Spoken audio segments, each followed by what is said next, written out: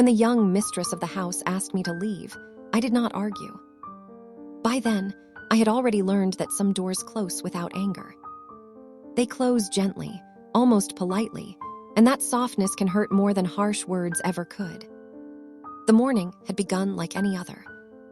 I rose before the sun, as I had done for most of my life. Old habits stay with you when you have spent years waiting for bobbies who do not care whether it is night or day when they decide to arrive. The kitchen still smelled faintly of bread from the night before. I warmed a little water for tea and sat by the small window where the light slowly crept across the wooden floor. For a few quiet moments, the house felt peaceful. It felt like it still belonged to memory. I had lived in that house long enough to know the sound of every board beneath my feet. I had walked those floors carrying clean cloths, hot water, and whispered prayers for mothers in pain. I had welcomed new life into rooms filled with fear, hope, and trembling joy. Years earlier, when my hands were steadier and my eyes sharper, people would knock on the door at all hours. "Come quickly," they would say. "She has started her pains." And I would go. Always. Through rain. Through bitter cold. Through nights so dark, the lantern light felt like the only star left in the sky. I never counted the miles or the hours. When a child is ready to meet the world, nothing else matters. But time is a quiet thief. One day, you are the woman everyone calls for. The next day, you are the woman who sits near the window, warming her hands around a cup that cools too quickly. It was near midday when she spoke to me. My son's wife. Young, careful with her words, yet distant in a way I could never quite reach. She stood in the doorway with sunlight behind her, so bright I could not clearly see her face. Only her stillness. "I think it would be best," she said softly, "if you found another place to stay." No anger. No blame. Just a quiet decision already made. For a moment, the room felt very far away. I heard the ticking of the small clock on the shelf. I heard a cart passing on the road outside. I heard my own breath, slow and uneven, like wind through dry grass. I had helped bring my son into this world with these same hands. I had held him before anyone else did. And now I sat in his home as a stranger being gently dismissed. Still, I did not cry. Midwives learn early that tears must wait. There is always someone else who needs calm more than you need comfort. So I folded my hands in my lap and gave her the only grace I had left. "If that is what you wish," I said, "then I will go." She nodded once, relieved in a way she tried to hide. And in that small nod, I felt the last thread tying me to that house grow thin. Thin as the first cry of a newborn fatting into sleep. But before we continue, I want to extend a very specially invitation to you subscribe the channel and leave a like. This helps me see that you support me and enjoy my stories, and comment down below which city you are watching us from right now. Let's continue. That afternoon, I packed my few belongings into a worn case that had traveled with me to many births and many homes. Each object I touched carried a memory. A mother's smile. A child's first breath. A night when life and death stood so close together that even prayer felt fragile. When I stepped outside, the air was cool and still. The sky stretched wide above me, empty and pale. I did not know where I would go. I did not know what waited ahead. But I understood one quiet truth as I closed the gate behind me. A woman who has spent her life helping others begin must sometimes find the courage to begin again herself. And that is where my story truly starts. I was not always an old woman with quiet hands and a small suitcase. There was a time when people spoke my name with urgency. A time when horses were saddled in the dark just to come and fetch me. A time when the sound of a newborn's cry felt like the whole world beginning again. I was born in a small colonial town where the roads were mostly dust in summer and thick mud in winter. The houses stood close enough that voices carried through open windows, yet hearts could still feel very far apart. Life was simple, but never easy. Every season asked something from us, and we gave what we could. My mother was a seamstress. Her fingers moved quickly, even when her eyes were tired. She used to tell me that careful hands could mend more than cloth. Back then, I did not understand what she meant. My father worked the land. He spoke little, but when he did, his words were steady. From him, I learned patience. From my mother, I learned gentleness. I did not know those two lessons would shape the rest of my life. The first time I saw birth, I was still a girl. A neighbor woman had gone into labor before dawn. Someone came running to our door, breathless and afraid. My mother wrapped a shawl around her shoulders and told me to follow quietly behind. I remember the room being dim and warm. A single candle flickered near the bed. The woman's face was pale with pain, yet her eyes held a strength I had never seen before. There was another woman there, older, calm, moving with quiet purpose. She spoke softly, gave instructions, and never once seemed afraid. That was the midwife. I watched her hands more than anything else. They were steady, sure of what to do, even when the mother cried out. Time felt slow in that room, stretched between fear and hope. And then, suddenly, a cry. Small, sharp, alive. The sound filled the space like light breaking through clouds. The mother began to weep, not from pain this time, but from relief so deep it felt sacred. Something inside me changed in that moment. I did not have words for it then.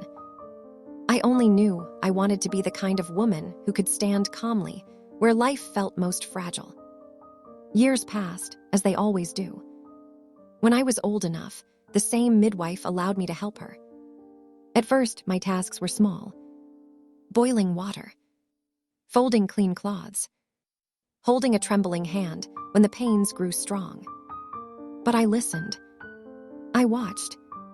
I learned the quiet language of breathing, timing, waiting. Midwifery is not only skill. It is patience. It is trust. It is knowing when to act and when to simply remain beside someone in their fear. Not every birth was joyful. Some nights ended in silence instead of crying. Those were the hardest walks home. The roads felt longer then. The stars looked distant and cold. On those nights, the midwife would remind me, we do not control life. We only care for it while it passes through our hands. I carried those words with me always. When she grew too old to travel, the work slowly became mine. People began knocking on my door instead of hers. The first time it happened, my heart beat so loudly I thought they might hear it. But I went, because that is what midwives do. In time, the fear softened into purpose. I learned the rhythm of long nights and early mornings. I learned which mothers needed silence and which needed steady words. I learned that strength often looks like quiet endurance. And somewhere in those years, I married. He was a gentle man. Not loud. Not proud. Just kind in the small, steady ways that make a life feel safe. He understood my work. Even when it meant leaving our bed in the middle of the night. Even when I returned home exhausted, carrying stories too heavy for speech. We did not have much, but we had peace. And soon, we had a son. Bringing my own child into the world felt different from every birth I had attended. For the first time, I stood on the other side of fear. I understood the trembling hope I had seen in so many other women's eyes. When I held him, warm and crying against my chest, I felt a love so strong it was almost frightening. I promised, in the quiet of my heart, that I would give him a life gentler than the one I had known. For a while, it seemed possible. The years that followed were busy but full. My husband worked. I helped bring children into the world. Our son grew, laughing in the yard, chasing light that filtered through the trees. Those were the brightest days of my life.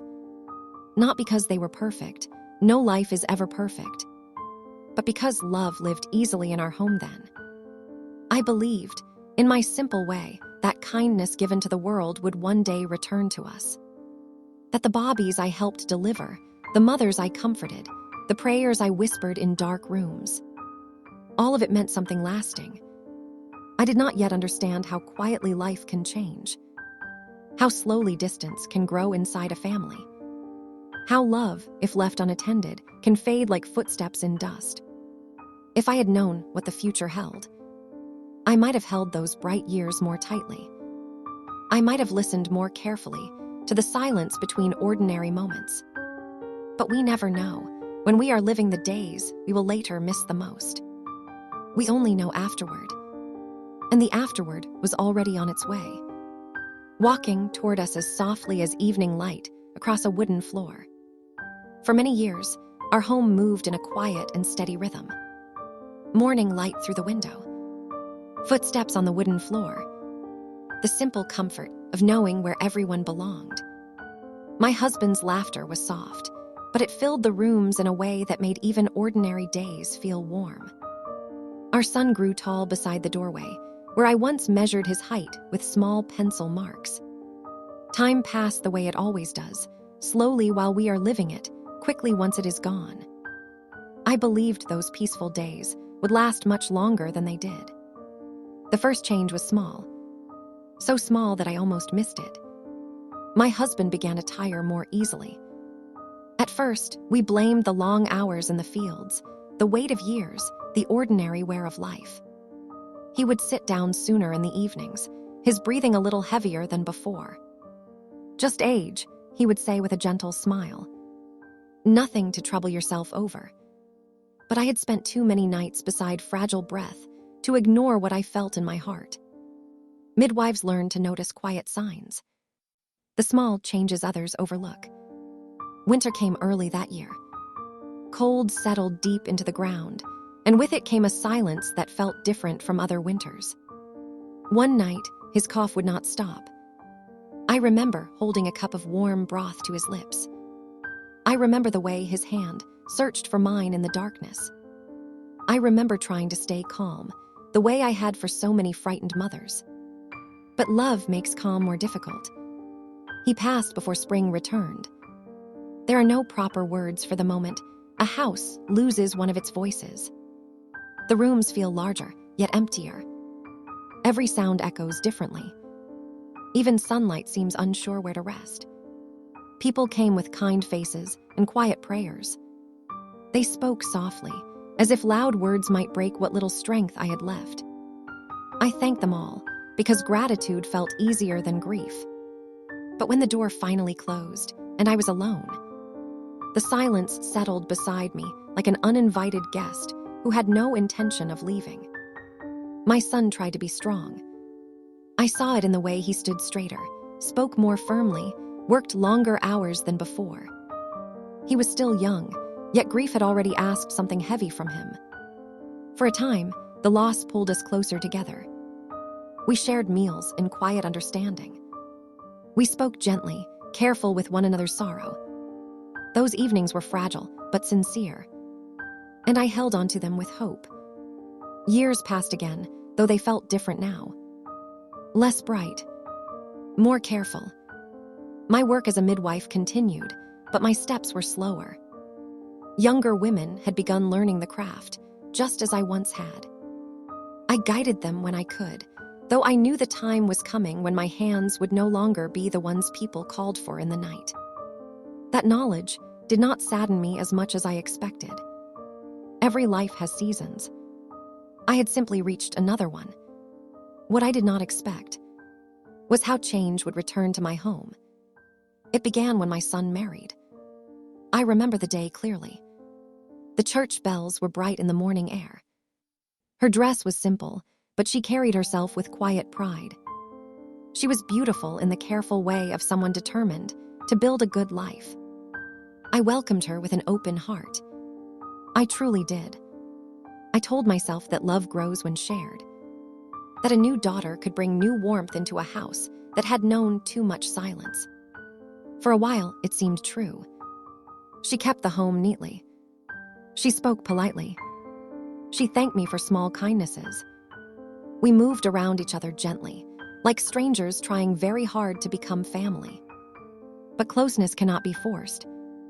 It must arrive slowly, the way trust does. Small misunderstandings began to appear. Nothing serious. Nothing worth nomming aloud. A dish placed in a different cupboard. A window closed when I preferred it open. Quiet pauses in conversation where warmth should have been. Each moment was tiny on its own. Easy to excuse. Easy to ignore. Yet small things, when gathered over time, can grow heavy. I tried to step back, to give them space to build their own life. After all, the house was becoming theirs more than mine.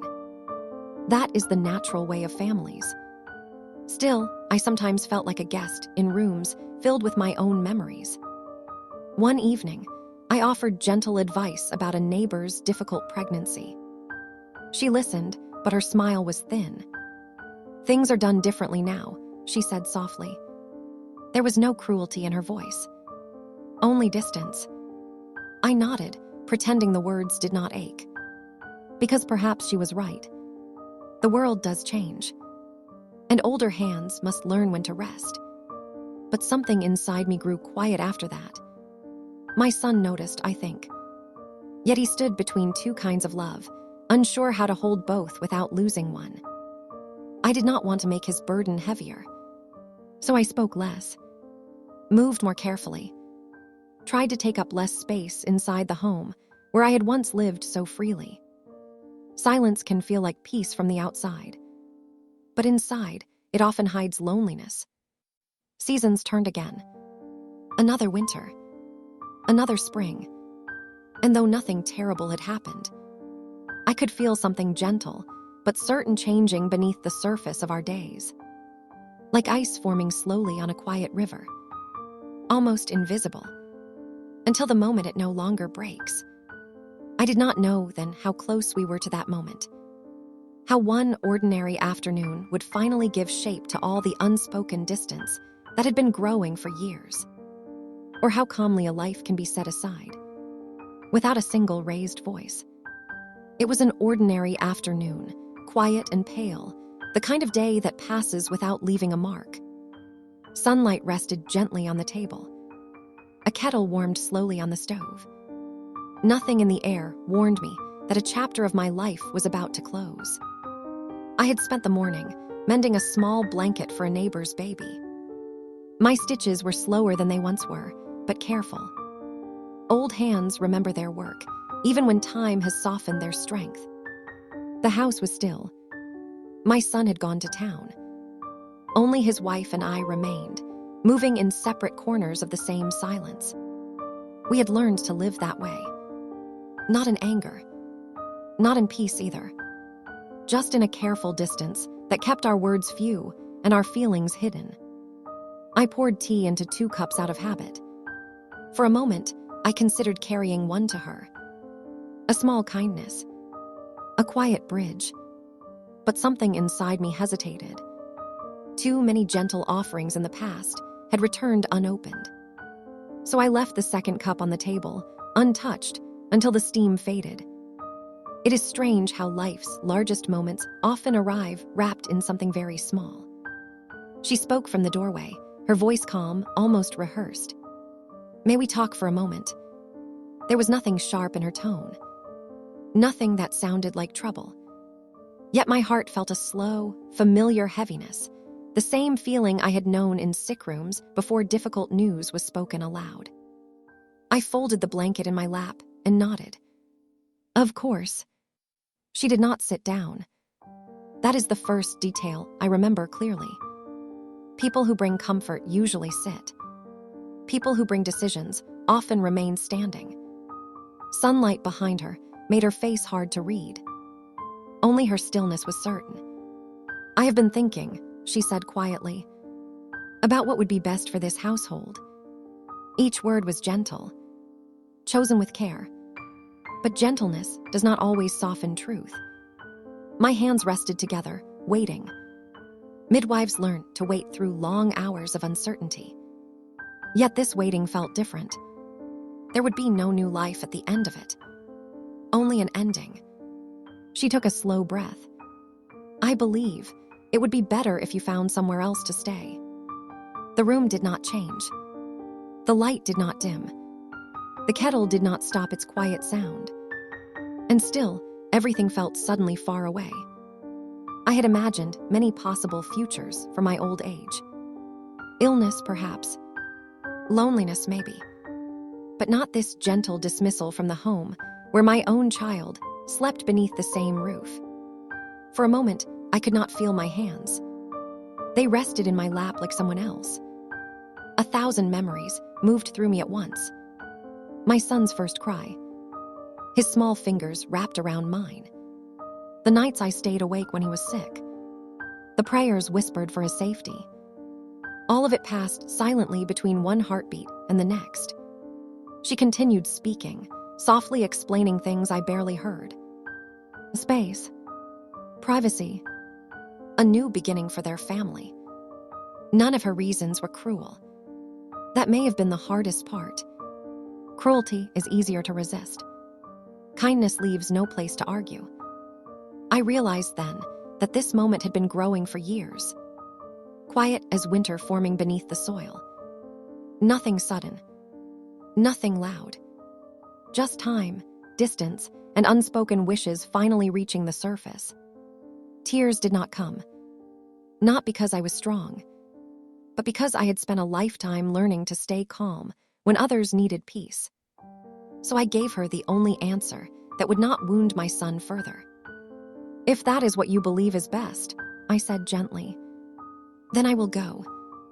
Relief moved across her face before she could hide it. A small thing, but I saw it. And in that instant, something inside me settled. Not bitterness, not anger, only a quiet understanding that my place in that home had already ended long before this conversation began. She thanked me. Her voice trembled slightly, as if she, too, felt the weight of what was happening. I wanted to comfort her. Old habits of care do not disappear easily. But I remained still. Some moments must pass without words. After she left the doorway, the house returned to silence. Yet it was no longer the same silence as before. This one carried finality, like the hush that follows a last breath. I finished folding the blanket with slow, careful movements. There was no need to hurry. Endings arrive at their own pace. When my son returned that evening, she must have spoken to him first. I could see it in his eyes, red at the edges, heavy with something he could not say. We sat together at the table, where we had shared so many ordinary meals. Neither of us touched the food. I am sorry, he whispered at last. I placed my hand over his. It felt larger than I remembered. Older. There is nothing to be sorry for, I told him softly. Life changes, that is all. He looked down, unable to meet my eyes. And I understood then that love sometimes means making departure easier for the one who stays. That night, I packed slowly. My belongings were few. Age teaches a person what truly matters, and it is rarely objects. Each folded dress carried a memory. Each small tool from my midwife's bag held echoes of crying newborns and relieved mothers. I paused longest over my husband's worn scarf. It still smelled faintly of wood smoke and winter air. For a moment, grief returned, quiet, familiar, almost gentle now. I am still walking, I whispered into the empty room. Just a little farther alone. Before dawn, my case was closed. The house slept. I moved through the rooms one last time, not to hold on to them, but to thank them silently for the years they had given me. At the doorway, I rested my hand on the frame where my son's height marks still faintly showed. So many years inside a single piece of wood. Then I opened the door. Cold morning air met my face. Fresh. Unfamiliar. Honest. I stepped outside without looking back. Not because I felt no pain, but because some endings deserve dignity more than tears. The gate closed softly behind me. No sound of farewell. No final words. Only the quiet beginning of a road I had never expected to walk. And as I stood there, alone beneath a pale sky. I realized something strange and tender. For the first time since my youth, nothing ahead of me was certain. It was frightening, yes, but somewhere beneath the fear, there was also the faintest trace of freedom. The road beyond the gate was quieter than I expected.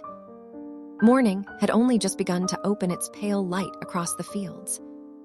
A thin mist rested close to the ground, softening the edges of trees and fences. Each step I took felt both strange and familiar, like walking inside a memory I could not fully name. I carried only one small case in my hand.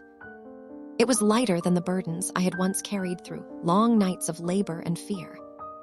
And yet, with every step, I felt the full weight of leaving behind a lifetime of belonging.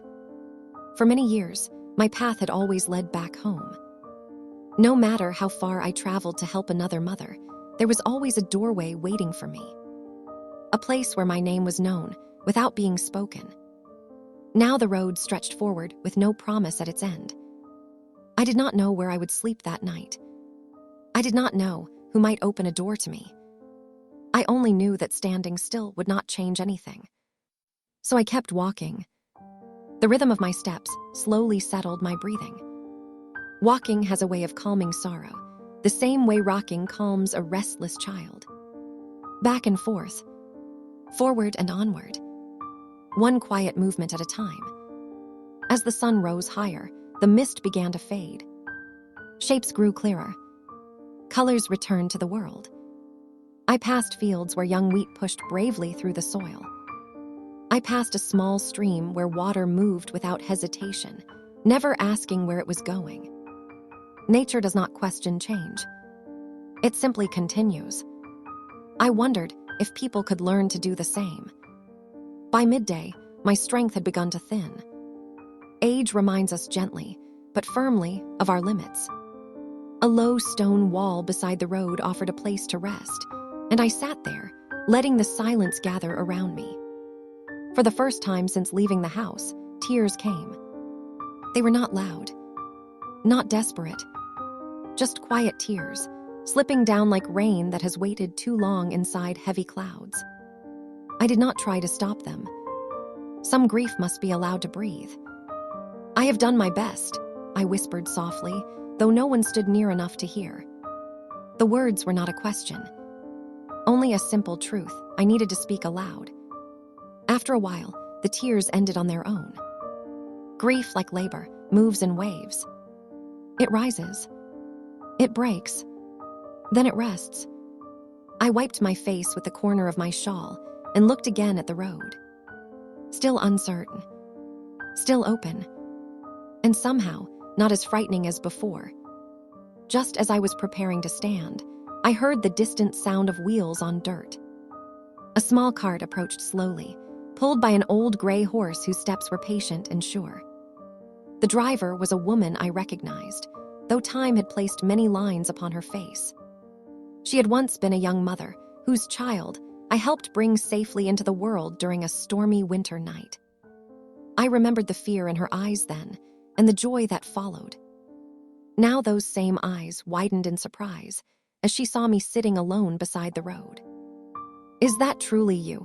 she called gently, guiding the cart to a stop. I nodded, suddenly unsure of how to explain the space between yesterday and this moment.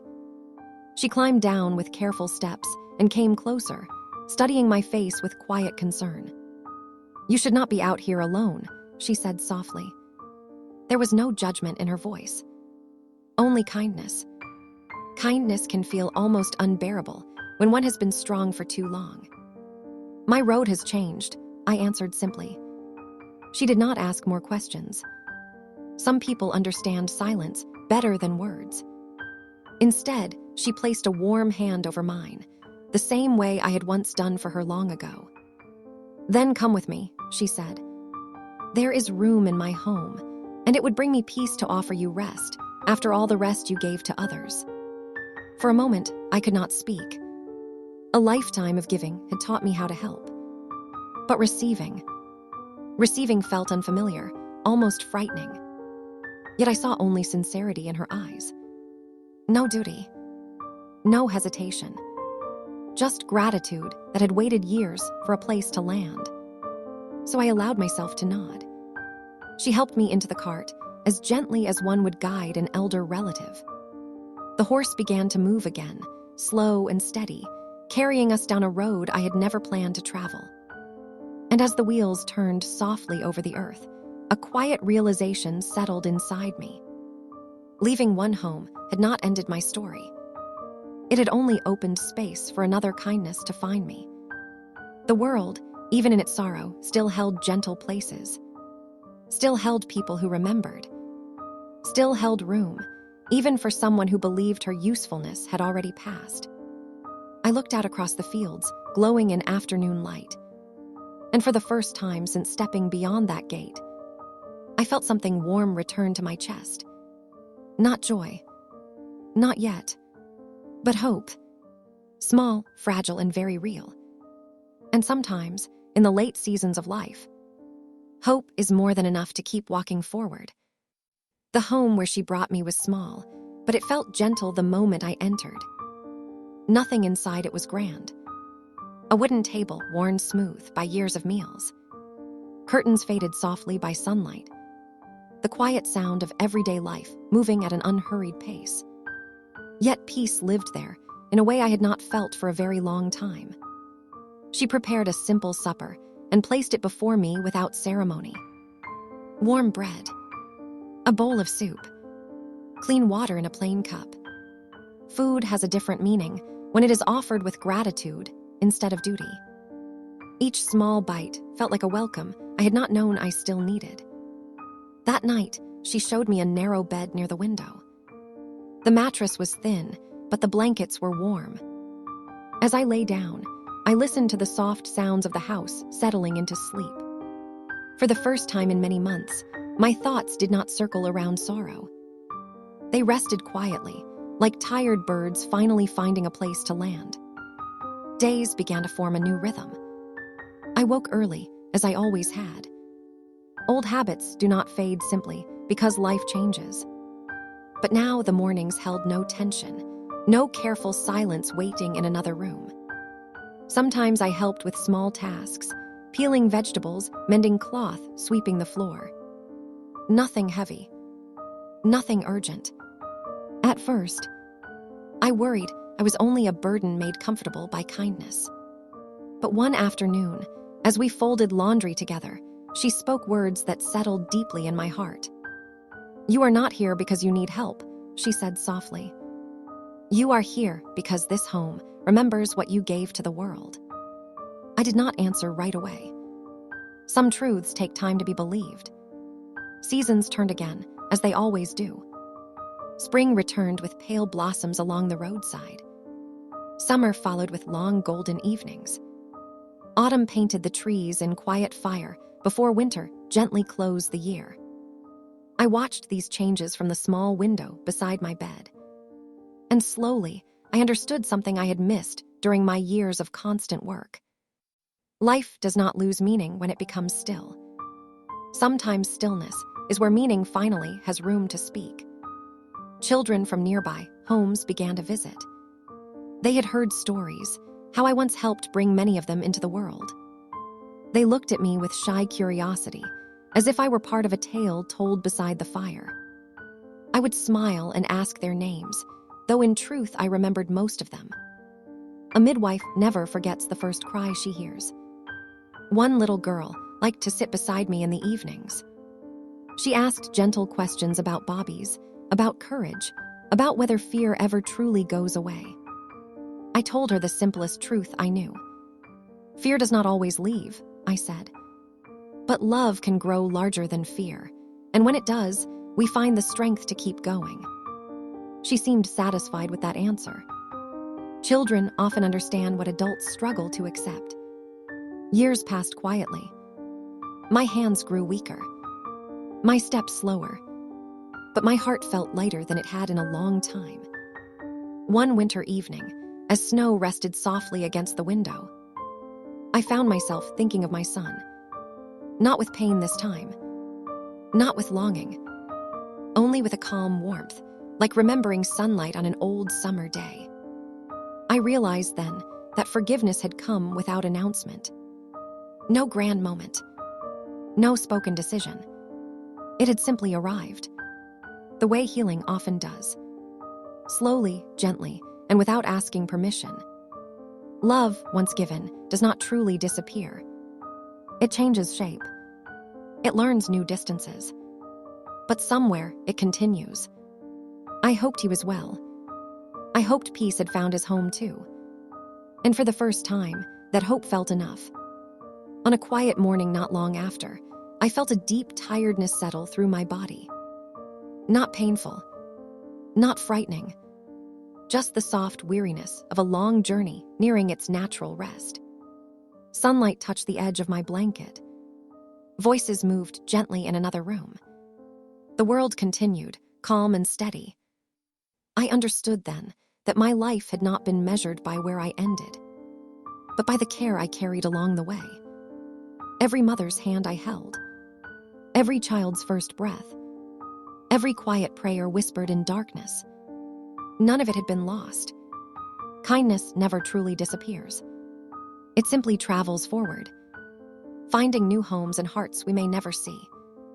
As I closed my eyes, one final thought rested peacefully within me. A person does not belong to a single house, or a single family, or even a single moment in time. We belong to every life we have touched with love. And that kind of belonging, no one can ever take away. The morning light grew brighter. The world felt very still, very gentle, and I was no longer afraid. Because in the end, after all the roads walked and all the doors closed, I had learned the quiet truth, waiting patiently through every season, that a life given in care always finds its way home.